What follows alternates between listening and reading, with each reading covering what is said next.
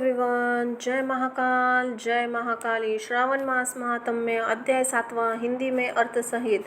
मंगला गौरी व्रत वर्णन तथा व्रत कथा। ईश्वर बोले, हे सतकुमार, अब मैं अत्युत्तम भौन व्रत का वर्णन करूंगा, जिससे अनुष्ठान करने से मात्र वैधव नहीं होता है, विवाह होने के पश्चात 5 वर्षों तक यह व्रत करना चाहिए। इसका नाम मंगला गौरी व्रत है। यह पापों का नाश करने वाला है। विवाह के पश्चात प्रथम श्रावण शुक्ल पक्ष में पहले मंगलवार को यह व्रत आरंभ करना चाहिए। केले के खंभों से सुशोभित एक पुष्पमंडल बनाना चाहिए और उसे अनेक प्रकार के फलों तथा रेशमी वस्त्रों से सजाना चाहिए। उस मंडप में अपने सामर्थ्य अनुसार देवी की सुवर्णमयी अथवा अन्य धातु की बनी प्रतिमा को स्थापित करनी चाहिए। उस प्रतिमा को 16 उपचार से, 16 दुर्वा से, 16 चावल से, 16 चने की दालों से मंगला गौरी नामक देवी की पूजा करनी चाहिए। 16 बत्तियों से 16 दीपक जलाने चाहिए तथा भात दही नैवेद्य भक्तिपूर्वक अर्पित करना चाहिए। देवी के पास ही एक पत्थर का सील तथा लोढ़ा स्थापित करना चाहिए। 5 वर्ष तक इस प्रकार करने से तत्पश्चात उद्यापन करना चाहिए। माता को वायन प्रदान करना चाहिए, जिसकी विधि आप सुनिए। अपने सामर्थ्य अनुसार एक पल प्रमाण सुवर्ण अथवा उसके आधे प्रमाण की अथवा उसके भी आधे प्रमाण की मंगला गौरी प्रतिमा स्थापित करनी चाहिए। अपनी शक्ति के अनुसार स्वर्ण आदि बने तंडुल पूरित पात्र पर वस्त्र तथा रमणीय कंजू की ओढ़नी रखकर उन दोनों के ऊपर देवी की प्रतिमा स्थापित करनी चाहिए। पास में चांदी से निर्मित सील तथा लोढ़ा रखकर माता को वायन प्रदान करना चाहिए। इसके बाद 16 सुहासिनियों को प्रयत्न पूर्वक भोजन कराना चाहिए। हे विप्र, इस विधि से व्रत करने से 7 जन्मों तक सौभाग्य बना रहता है। पुत्र पौत्र आदि सदा संपदा विद्यमान रहती है। सतकुमार बोले, सर्वप्रथम इस व्रत को किसने किया था और किसको इसका फल प्राप्त हुआ? हे शंभो, जिस तरह से मुझे इसके प्रति निष्ठा हो जाए, कृपया करके वैसे ही बताइए। ईश्वर बोले, हे सतकुमार, पूर्व काल में कुरु देश की श्रुतकीर्ति नामक एक विद्वान कीर्तिशाली, शत्रुओं का नाश करने वाला, 64 कलाओं का ज्ञाता तथा धनुर्विद्या में कुशल राजा हुआ था। पुत्र के अतिरिक्त अन्य सभी शुभ चीज़ों उस राजा के पास थी। अंततः वह राजा संतान के विषय में अत्यंत चिंतित हुआ और जब ध्यानपूर्वक देवी की आराधना करने लगा, तब उसने कठोर तपस्या से देवी को प्रसन्न हो गई। वह वचन बोली, हे सुव्रत, वर मांगो। श्रुतकीर्ति बोला, हे देवी, यदि आप मुझ पे प्रसन्न हो तो मुझे सुंदर पुत्र दीजिए। हे देवी, आपकी कृपा से अन्य किसी की भी वस्तु का अभाव नहीं है। उसका वह वचन सुनकर पवित्र मुस्कान वाली देवी ने कहा, हे राजन, तुमने अत्यंत दुर्लभ वर मांगा है, फिर भी कृपावश मैं तुम्हें अवश्य दूंगी। किंतु हे राजन, सुनिए, यदि परम गुणी पुत्र चाहते हैं तो वह केवल 16 वर्ष तक जीवित रहेगा। यदि रूप तथा विद्या से विहीन पुत्र चाहते हैं तो दीर्घजीवी होगा। देवी का यह वचन सुनकर राजा चिंतित हो उठा। पुनः अपनी पत्नी से परामर्श कर उसने गुणवान तथा शुभ लक्षणों से 16 वर्ष आयु वाला पुत्र मांगा। तब देवी ने भक्ति संपन्न राजा से कहा, नृपनंदन, मेरे मंदिर के द्वार पर एक आम का वृक्ष है।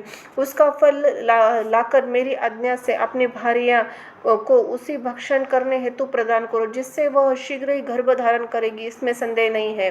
प्रसन्न होकर राजा ने वैसा ही किया। उसकी पत्नी ने गर्भ धारण किया। 10वें महीने में उसने देवतुल्य सुंदर पुत्र को जन्म दिया। तब हर्ष तथा शोक से युक्त राजा बालक ने जात कर्म आदि संस्कार किया। शिव का स्मरण करते हुए उसका नाम चिरायु रखा। इसके बाद पुत्र के 16 वर्ष होने पर पत्नी राजा दोनों ही चिंता में पड़ गए। वे विचार करने लगे, यह पुत्र बड़े कष्ट से प्राप्त हुआ और इसकी दुखद मृत्यु अपने सामने कैसे देख सकूंगा। ऐसा विचार करके राजा ने पुत्र को उसके मामा के साथ काशी भेज दिया। प्रस्थान के समय राजा ने पत्नी अपने भाई से कहा, कार्पटिक का वेश धारण कर आप मेरे पुत्र को काशी ले जाइए। मैंने भगवान मृत्युंजय से पूर्व पुत्र के लिए प्रार्थना की थी। कहा था कि हे विशेष, आप जगतपति की यात्रा के लिए मैं उस पुत्र को अवश्य भेजूंगी। अंततः मेरे पुत्र को आज ही ले जाइए और सावधान पूर्वक इसकी रक्षा कीजिए। अपनी बहन की यह बात सुनकर भांजे के साथ वह चल पड़ा।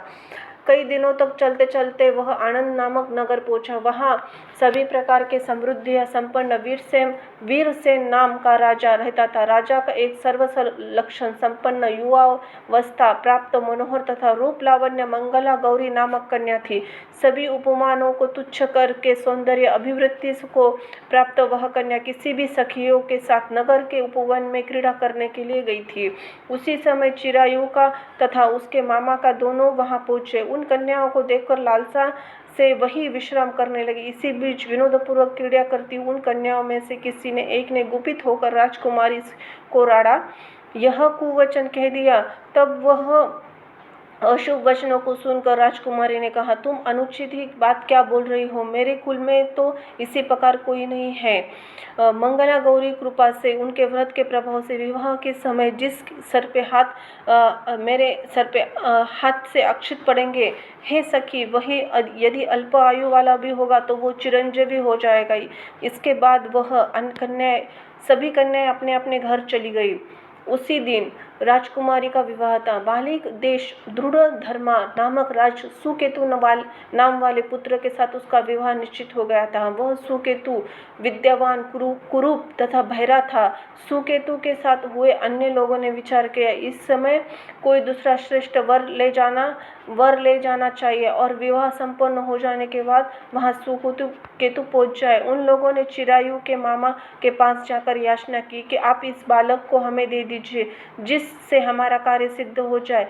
इस पृथ्वी पर परोपकार के समान दूसरा कोई धर्म नहीं है। इसके बाद सुनकर चिरायु का मामा का मन बहुत प्रसन्न हुआ, क्योंकि उसने उपवन में पहले कन्या मंगला गौरी की बात सुन ली थी। फिर उसने एक बार कहा था कि आप लोग इसे किस लिए मांग रहे हैं? यह कार्य सिद्धि हेतु वस्त्र, अलंकार आदि मांग जाते तो वर तो कहीं भी नहीं मांगा जाता, तथापि आप लोगों का सम्मान रखने के लिए मैं इसे दे रहा हूँ। इसके बाद चिरायु को वहां से ले जाकर उन लोगों ने विवाह संपन्न कराया। सप्तपदी आदि हो जाने पर रात्रि में शिव पार्वती की प्रतिमा के समक्ष उस चिरायु ने हर्ष युक्त होकर मंगला गौरी के साथ शयन किया। उस दिन चिरायु के 16 वर्ष पूर्ण हो चुके थे। अर्धरात्रि में साक्षात काल स्वरूप में वहां आ गया। काल सर्परूप वहां आ गया। इसी बीच संयोगवश राजकुमारी जाग गई। उसने महासर्पों को वहां देखा। वह भय से व्याकुल होकर कांपने लगी। तभी उस कन्या ने धैर्य धारण कर 16 उपचारों से सर्पों की पूजा और पीने के लिए उसे दूध दिया। उसने दीनता भरी वाणी से उस सर्प से प्रार्थना तथा स्तुति की। मंगला गौरी की प्रार्थना करने लगी कि मैं उत्तम व्रत करूंगी जिससे मेरी पति जीवित रहे। ये जिस तरह से चिरकाल तक जीवित रहे, आप वैसा ही कीजिए।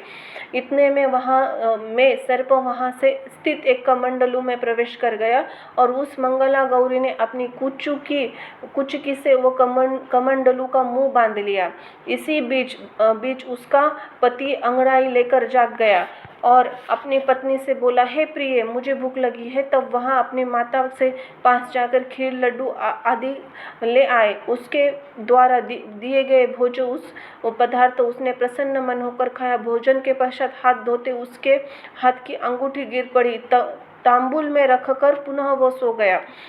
इसके बाद मंगला गौरी कमंडलू को फेंकने के लिए जाने लगी। विधि कैसी गति है! उस कमंडलू में तो बाहर और जगमग करती हुई हार कीमती को देखकर वह आश्चर्यचकित हो गई। घट में स्थित उस हार को उसने अपने कंठ में धारण कर लिया। इसके पश्चात वो कुछ रात शेष रहते ही चिरायु मामा आकर उसे ले गया। इसके बाद वर पक्ष के कुछ लोग सुकेतु को वहां ले आए। उसने देख मंगला गौरी से कहा कि यह मेरा पति नहीं है। तब उन सभी ने उससे कहा, हे शुभे, तुम ये क्या बोल रही हो? यह तुम्हारा परियायक हो तो हम लोगों को बताओ। मंगला गौरी बोली, जिसने रात्रि में 9 रत्नों से बानी हुई अंगूठी है, वो उसकी उंगली में डालकर परियाचक निशानी देख ले।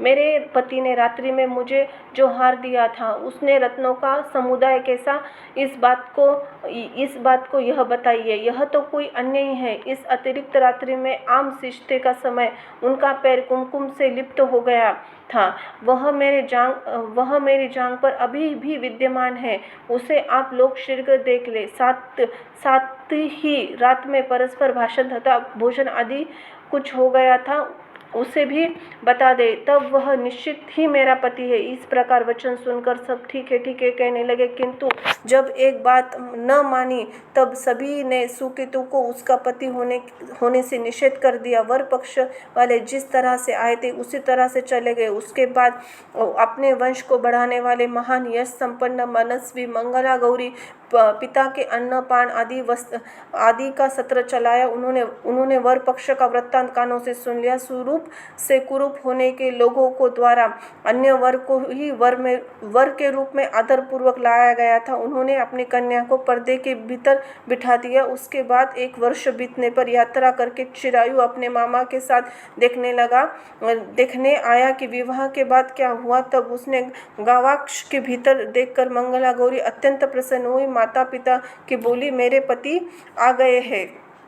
राजा ने अपने सुहासने को बुलाकर पूर्व ही में कहे गए सभी परियाचों को निशानी देकर मंद मुस्कान वाली अपनी कन्या चिरायु को सौंप दी। राजा ने शिष्टों को साथ लेकर विवाह का उत्सव किया। उसके बाद राजा वीरसेन ने वस्त्र आदि भूषण, सेना, घोड़े, रथ आदि सभी सी सामग्रियां देकर उन्हें विदा किया। उसके बाद कुल को आनंदित करने वाला वह चिरायु पत्नी तथा मामा को साथ लेकर अपने नगर पहुंचा। लोगों ने मुख से उसे आया सुनकर माता पिता का विश्वास नहीं हुआ। उसने सोचा, प्रारब्ध अन्यथा कैसा हो सकता है। इतने में वह माता पिता के पास आया। स्नेह परिपूर्वक वह चिरायु भक्तिपूर्वक उनके चरणों में गिर पड़ा। तब अपने पुत्र का मस्तक सूंघ कर दोनों ने परम आनंद प्राप्त किया। पुत्र वधू मंगला गौरी ने सास ससुर को भी प्रणाम किया। तब सास ने गोद पर बैठाकर सारा वृत्तांत शीघ्रतापूर्वक पूछने लगी। तब हे महामुने, पुत्र वधू ने मंगला गौरी के उत्तम व्रत महात्म्य जो भी कुछ घटित हुआ सब वृत्तांत बताया। सतकुमार, मैंने आपसे इस मंगला गौरी का व्रत का वर्णन किया है। जो भी इसका श्रवण करता है अथवा इसे कहता है उसके सभी मनोरथ पूर्ण हो जाते हैं, इसमें कोई संदेह नहीं है। सुत जी बोले, हे ऋषियों, इस प्रकार शिवजी ने सतकुमार को यह मंगला गौरी का व्रत बताया। उन्होंने सभी कार्यों को पूर्ण करने वाले इस व्रत को सुनकर महान आनंद को प्राप्त किया। इस प्रकार श्री स्कंद पुराण अंतर्गत ईश्वर संवाद श्रावण मास महात्म्य मंगला गौरी व्रत कथन नामक 7वां अध्याय पूर्ण हुआ। जय जय शिव शंकर, जय महाकाल, जय महाकाली। धन्यवाद।